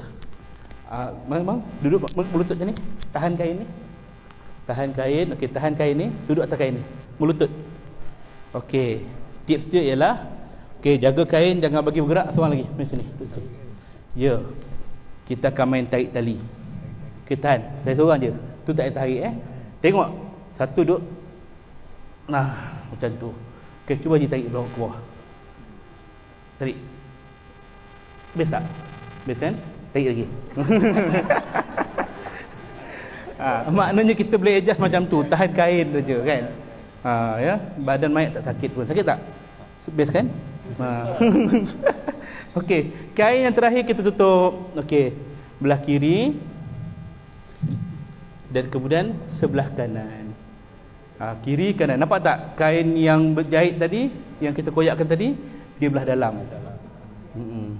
Dah siap. Tali kita ikat sebelah tepi kiri. Ikat. Itu ini pinggang, yang tu lutut. Ini pinggang atas sikit. Lutut sampai lutut. Naikkan atas sikit. Naik ke atas, ikat tepi. Ikat tepi macam ni. Yang tengah tu ambil letak kat tengah ni. Ikat tepi belah kiri. Kenapa mayat kena ikat tepi? Sebab pertama, kerana mudahkan orang dalam kubur, dia mengiring, senang nak cabut. Kedua, mayat ikat tepi sebab tiap air semua ikat tepi. Okey, ikat ni ikat riben je. Ikat riben ikat berkurang. Lebih-lebih tu kalau kita nak potong pun tak ada masalah, ikat riben. Okey, yang ni pertama kita ikat riben. Ya. Tutup muka dah, tutup muka ya. Okey, kemudian yang hujung tu nak buat renda-renda boleh. Buat macam ni, gumpal-gumpal, nampak lawa sikit kan. Okey. Kemudian ambil kain batik, disunatkan. Okey, kita letak dalam air wawar ke minyak atar ke tabur atas tu, disunatkan letak selai kain lagi dekat atas badan mayat. Namanya tasjiyah, tutup atas badan mayat. Okey, selit. Untuk apa? Sekiranya selit macam ni. Sekiranya kain kapan tu nampak darah ke apa, ada keluar aib ke apa, tak nampaklah sebab ada kain tadi. Dah selesai. Okey. Kemudian kita bila je? Lepas zuhur nak tanam kat mana Roti Sakinah? Baik. Sekarang kita nak buat praktikal solat jenazah. Ya. Kain putih ke kain ni? Kain batik. Ha? Masa bila perlu nak diletakkan? Waktulah siap kapan? Siap kapan? Masa menunggu nak solat ke ataupun nak Lepas kapan turun letak, biar pakai macam tu je. Maksudnya kita gunakan mengusung. Tu bawah, mengusung.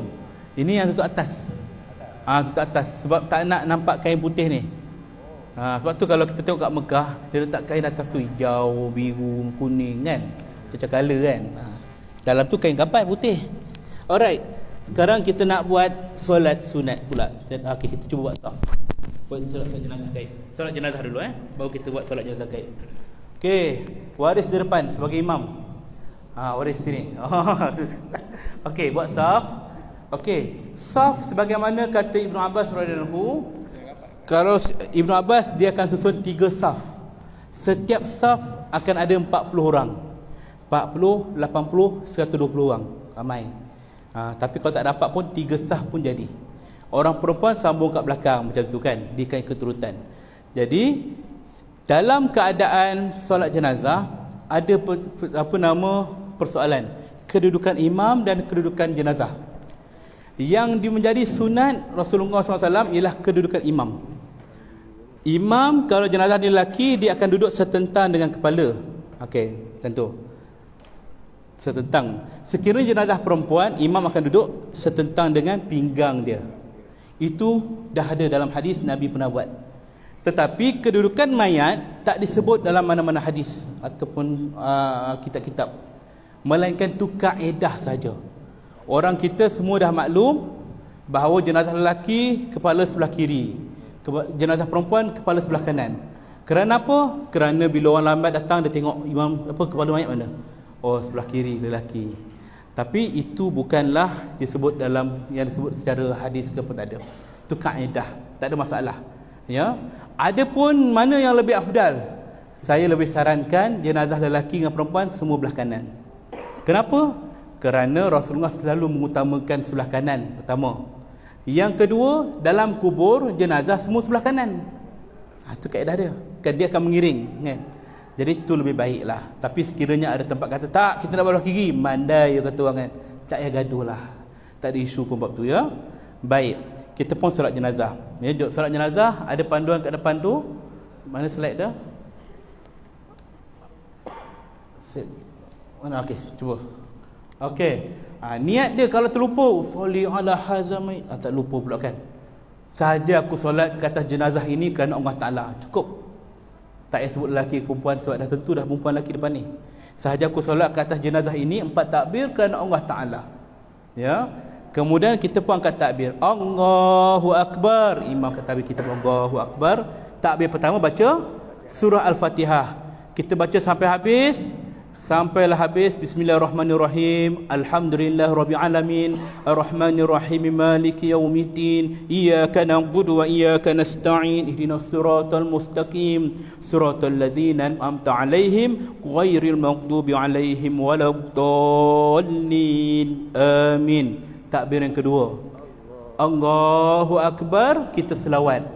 Selawat paling ringkas, Allahumma salli ala Muhammad wa ala ali Muhammad. Selawat yang disyariatkan ialah selawat Ibrahimiyah, macam dalam tahiyat lahir.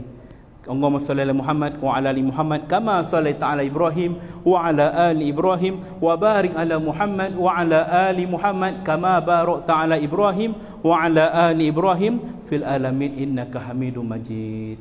Takbir yang ketiga. Allahu Akbar, doa ke atas mayat. Kalau mayat lelaki, Allahumma ghafir lahu warhamhu wa'afihi wa'fu anhu, tu yang ringkas. Kalau jenazah wanita, Allahumma ghafir laha warhamha wa'afiha wa'fu anha. Kalau 2 jenazah, 3 jenazah, jenazah ramai, Allahumma ghafir lahum warhamhum wa'afihim wa'fu anhum. Kalau jenazah pondan, Allahumma fir lahu hahum. Jangan. Jangan jamak semua sekali ya. Allahumma fir laha, jangan juga. Tetap Allahumma fir lahu ya. Takbir yang keempat. Allahu Akbar. Kalau tak tahu, diam je lah sampai imam bagi salam, tak ada masalah. Kalau nak baca, Allahumma la tahrimna ajrahu wa la taftinna ba'dahu wa'fir lana wa lahu. Itu antaranya. Kalau perempuan kalau ramai hum. Belajar ingat, tapi time solat terlupa. Allahumma la haula wa la lain. Try lagi. Allahumma lakasumtu. Dah jauh kan. Tak payah bacalah. Nak baca juga Rabbana atina fid dunya hasanah wa fil akhirati hasanah wa qina azabannar. Itu pun boleh. Kemudian imam pun bagi salam. Assalamualaikum warahmatullahi. Assalamualaikum warahmatullahi. Kanan tu yang wajib, kiri sunat. Okey? Itu solat jenazah. Okey, terima kasih tuan-tuan semua. Kita duduk dulu. Okey, jadi saya nak terangkan solat jenazah ini kalau ikut tempat dia lain-lain. Di Nusantara itulah kaedah dia. Kalau tuan-tuan pergi ke Mekah, Madinah, jangan pelik pula. Kan dia solat jenazah, salatu li arwahi rahimakumullah. Betul lama baru bangun. Imam pun akan takbir. Takbir ketiga tu lama sangat. Tak apa benda imam buat kan, kita lama ni. Ke dah habis. Kan kita tak nampak imam kan. Apa lama benar imam kan. Allahu akbar baru takbir keempat. Assalamualaikum. Tak baca pun. Dia tak baca doa pada takbir keempat. Tak ada masalah, tu cara mereka. Dan dia bagi salam sekali je. Assalamualaikum warahmatullahi. Lepas tu terus keluar. Sebab itu cara mereka, tak ada masalah. Kita kalau nak sambung Assalamualaikum pun tak ada masalah sebab kita dah habis dah.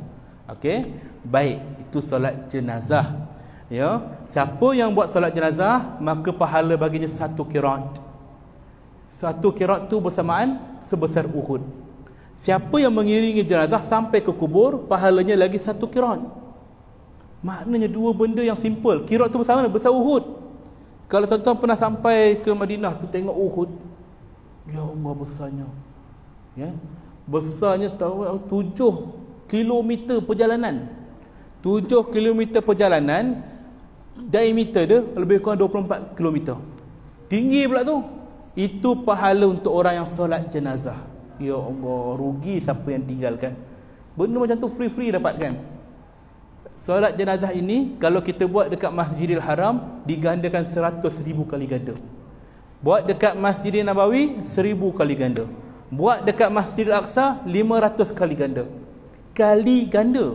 Ganda. Bukan kata 1 Uhud kali 100,000, 100,000 Uhud. Tidak. Satu tu digandakan sehingga 100,000.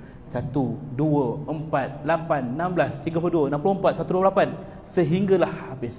Tadi baru 8 ganda. 100,000 kali ganda. Rugi siapa yang tak buat. Lepas tu kalau kadang-kadang kita kat masjid, kalau kita ada peluang pergi umrah, orang solat jenazah jangan balik. Lepas solat tu dia akan bagi masa untuk kita wirid kejap, kemudian kita bangun, imam solat jenazah kita ikut. Orang balik biarlah dia balik. Kita jangan rugi. Sebab kita bukannya selalu ada sana. Peluang kita jarang, maka jangan sia-siakan. Ya. Baik, solat jenazah itu benda yang ringan. Mengiringi jenazah benda yang ringan. Makna ringan tu mudah, pahala besar. Jadi ulama kata kalau benda ringan pun pahala besar, apatah lagi benda yang susah. Mandi jenazah, kapan jenazah, angkat jenazah, gali kubur, masukkan jenazah, kambus tanah, pahalanya jauh lagi besar daripada Uhud tadi. Rugi siapa yang tinggalkan benda ni. Kenapa kita tak buat? Takutlah badi mayat. Badi mayat apa? Kan? Badi mayat ni tuan-tuan dua benda je. Pertama, kerana kesihatan. Masalah kesihatan. Kita mandi jenazah, kita ziarah jenazah, Nabi kata balik bersihkan badan. Kalau tak bersihkan badan, takut kuman sentuh anak kita baby, kemudian dia demam. Kenapa? Imun dia tak kuat, kena kat dia demam. Sebab tu kita kena bersihkan dulu. Yang kedua, mungkin kerana gangguan makhluk halus, boleh jadi juga kerana kita lemah semangat. Maka sebab itulah sebelum tengok jenazah, pagar diri kita dulu. Bacalah Al-Fatihah, selawat, Alif Lam Mim, ayat kursi 3 kul, baru kita tengok jenazah. Baca pendidik. Dan ada tips lain, kalau kita tak biasa tengok jenazah, jangan tengok kat muka terus. Takut kita buka, mana jenazah, tengok kan. Aku mati dalam iman, kata dia. Macam mana cara dia? Tengok daripada kaki. Daripada kaki, ni tips sajalah, tips ya. Sampailah bahagian dada dia, tahan kejap, selawat, istighfar, bismillahirrahmanirrahim, buka perlahan. insya-Allah kita tak akan terkejut. Sebab kadang-kadang Allah pilih hamba-Nya itu untuk melihat keadaan mayat. Dia bukan macam cerita tanah kubur. Kalau muka tu hitam hangus semua satu kampung nampak muka hitam hangus. Tak, dia tunjuk sekejap je. Kenapa mayat ni macam ni? Mari sini tengok. Tadi muka lain. Sekali imbas je. Sekali imbas. Maknanya itu kalau Allah pilih kita, tu rezeki lah pengajaran kat kita. Ya, kalau kita tak bersedia, takut kita terkejut. Tu tips dia ya. Baik, tu solat jenazah. Bagaimana solat jenazah gaib? Solat jenazah gaib ni berlaku kerana dua keadaan. Pertama, sekiranya mayat itu jauh daripada kita. Meninggal kat mana? Kat Mekah meninggal, kita kat sini. Boleh. Kedua, jenazah dah siap ke bumi. Kita datang lambat, balik kampung, mana jenazah? Dah ke bumi dah. Boleh solat jenazah gaib. Apakah syaratnya? Syaratnya ialah bermula daripada siap mandi dan kafan. Dah siap mandi kafan, baru boleh solat jenazah. Telefon orang sana, dah mandi ke belum? Dah kafan dah, nak solat je ni. Boleh solat jenazah dah. Gaib. Ya, tak boleh kata bila nak mandi, besok. Okeylah, kami kat Malaysia lepas isyak ni nak buat dah solat jenazah. Tak boleh, sebab melangkaui rukun. Kedua, syarat dia ialah jenazah tu mesti wujud. Tak boleh kata jenazah tu dah mana meninggal, hilang tak tahu mana, tapi dah sah mati dah. Contohnya MH370, kerajaan dah istiadah mati, tapi tak boleh solat jenazah. Kenapa? Tak ada jumpa pun mayat dia mana. Kan ada pepatah Melayu tu kan, kelip-kelip kusangka api, kalau api di mana sumbunya. Hilang gaib kusangka mati, kalau mati di mana kuburnya. Kan tak ada kan. Jadi apa bukti dia? Tak ada. Begitu juga dalam hal orang yang mati lemas, jumpa tangan dia, tangan dia lah macam mana ni, mandikan, kafankan, terus ke bumi. Tak boleh solat jenazah. Kenapa? Manusia boleh hidup tanpa tangan. Besok jumpa kaki pula, mandikan, kafankan, terus ke bumi. Manusia boleh hidup tanpa kaki, boleh jadi dia hidup lagi. Lusa jumpa pula kepala dia, macam mana ni, mandikan, kafankan, solat, kenalah solat. Dah tentu kepala matilah dia kan. Bukti kematian tu dah ada dah. Maknanya confirm lah boleh solat jenazah. Faham Solat jenazah gaib tu berlaku selepas yakin dan selepas siap mandi dan kafan. Bila dia berlaku? Tempoh dia sehingga sebulan daripada tarikh pengebumian dia. Dia ke bumi 1 hari bulan 10, sehinggalah sebelum 1 hari bulan 11 boleh solat jenazah gaib. Macam mana cara dia? Menghadap kiblat, niat, sahaja aku solat ke atas jenazah, siapa nama? 4 takbir kerana Allah Ta'ala. Kemudian macam tadilah, Al-Fatihah, selawat, doa, salam, settle. Tak pahala juga satu qiraat, insya-Allah. Okey, ada soalan solat jenazah? Tak ada. Sekarang kita nak kafan. Bang, okey bang? Lupa pula sembang panjang kan. Okey, sekarang ni kita nakkan ke bumi jenazah pula. Alright. Okey, minta lagi 2 orang kat sini. Posisi duduk melutut. Ini dalam keadaan ke bumi jenazah. Okey, minta seorang lagi, 3 orang. Okey, ni belah sini. Katakanlah nak masukkan jenazah dalam kubur. Alright, dalam kubur. 3 orang ni dalam kubur. Jadi jenazah ni daripada atas. Orang atas sebelum turunkan dia kena keluarkan kain ni dulu. Okey. Posisi orang kat bawah, dia nak menyambut, tangan dia begini. Tangan kanan atas, tangan kanan bawah, tangan kiri atas. Macam ni daripada atas. Kita nak menyambut ni, kita angkat jenazah ni, ngiring. Cuba buat. Ngiringkan terus. Tangan macam ni, tangan kiri atas. Terus mengiring. Boleh bang Boleh kejap Okey, begini keadaan dia. Sehingga yakin dia dah mengiring, orang atas tolong kepal tanah. Cepat-cepat bagi kat orang bawah ni supaya dia boleh tahan. Okey, buka tali dia. Buka tali dia semua. Longgarkan tali.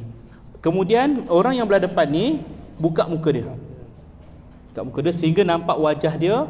Ambil segenggam tanah, ciumkan dekat hidung dia. Sekiranya dia tak sampai dekat dinding. Kemudian bahagian atas ni tutup sikit macam ni. Okey. Dah confirm tali semua dah buka, tanah mayat takkan terbaring, maka kita pun bolehlah turunkan papan lahat. Okey. Boleh baringkan dia dulu, sian dia. Mengiringkan dia itu hukumnya wajib. Mengiringkan mayat ke arah kiblat wajib. Membuka wajahnya sunat. Jika tak buka pun tak ada masalah. Ya. Katakanlah mayat tu mayat penyakit berjangkit, maka tak payahlah buka muka dia. Ya, tu maksud dia. Kemudian kubur kat Malaysia ni ada 3 jenis. Satu lahat tengah, macam kat Rawdatul Sakinah tengah. Satu lahat tepi, belah-belah pantai timur biasanya tepi. Satu lagi keranda. Keranda ni berada sebelah utara, tanah lembut. Jadi posisinya kalau tengah, papan lahat akan tengah. Kalau keranda tengah. Maka dalam dua posisi ni, bila kita turunkan tanah tu akan jatuh ke papan lahat, dia berbunyi. Gedebuk. Maka untuk elakkan berbunyi, biasanya orang akan letakkan tikar mengkuang kan. Tadah. Ni tikar macam ni kan, tadah. Kenapa? Untuk menghormati jenazah. Kerana Nabi sebut pendengarannya telah kembali. Adab kita pada mayat, tahan tanah tu jangan berbunyi. Sehingga tanah tu dah penuh dekat atas papan lahat, barulah kita buang tikar tu keluar, kambuskan tanah macam biasa. Tinggikan, pijak-pijak sikit tak apa. Tinggikan sejengkal, buat bukit. Dah selesai. Buatlah tahlil ke, talqin ke, apa-apa saja bicara, tak ada masalah. Wallahu a'lam. Habis selesai. Okey? Boleh? Ada siapa nak ambil gambar dulu? Sebelum kita buat kesimpulan. Alright. Jadi ada persoalan setakat ni? Masa turun jenazah tu, selama ni boleh baca ada talqin masa dia dah selesai disebut. Time bila nak baca talqin? Siap-siap jadi dari istirahat tu dia turun. Terus tengah sekarang ni yang mengatakan masa jenazah tu dia dah baca. Baik. Pernah berlaku ketika tengah ke bumi tu, Rasulullah pun dah bagi dah talqin, tazkirah. Dia tak bagi talqin, tazkirah. Kan Nabi sebut sebagai peringatan. Maka tu pun boleh. Pernah juga berlaku lepas dah ke bumi ataupun dah lama ke bumi, Nabi pun bacakan juga. Talqin ni adalah susunan ulama berdasarkan ucapan-ucapan Nabi ketika hadir ke tanah kubur. Kalau kita katakan setengah kata, mana ada talqin, Nabi tak pernah buat talqin. Memang Nabi tak pernah buat talqin. Tapi ucapan dalam bacaan talqin tu ialah ucapan Rasulullah, disusun oleh ulama sehingga kita boleh beramal. Tu je. Jadi kalau kita nak baca ketika orang tengah kampus pun boleh, ketika dah selesai kampus pun boleh. Cuma isunya ialah ketika orang tengah sibuk kampus, siapa nak dengar? Orang tengah sibuk kan. Jadi perhatian orang tak fokus. Maka lebih selesa ialah dah siap ke bumi, baru kita duduk. Okey, duduk ramai, dengar, fokus. Sebab tujuan talqin selain untuk kita membantu si mati, ia juga untuk peringatan pada orang yang hidup. Ya, wallahu alam. Okey, boleh buka? Tolong buka. Okey, ada soalan? Kita ada masa berapa minit lagi? Mungkin 1-2 soalan lagi, insya-Allah. Baik. Okey. Ya.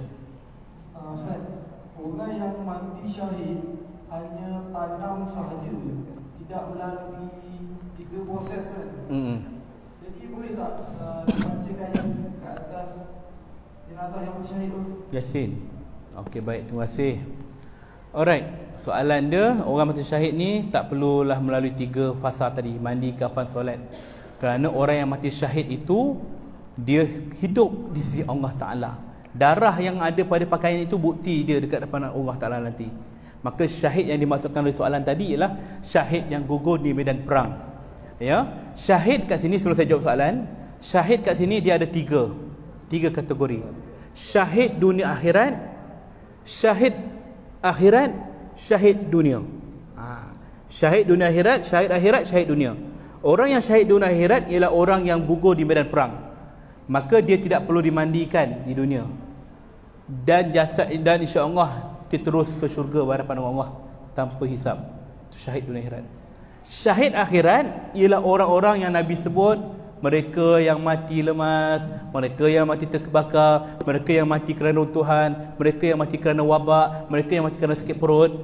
Maka mereka ini syahid. Maka ini syahid akhirat. Di dunia wajib melalui 4 perkara tadi, mandi, kafan, solat ke bumi. Di akhirat insya-Allah dia dapat pahala syahid. Syahid dunia pula ialah mereka yang bersama Rasulullah gugur di medan perang. Tetapi Rasulullah kata dia ke neraka. Kenapa? Kerana dia bukan mati sebab kena bunuh, tapi dia tikam diri dia sendiri. Dia syahid juga, syahid dunia. Maknanya jasadnya tak bersama dengan sahabat, tak mandi, tak kafan, tak solat.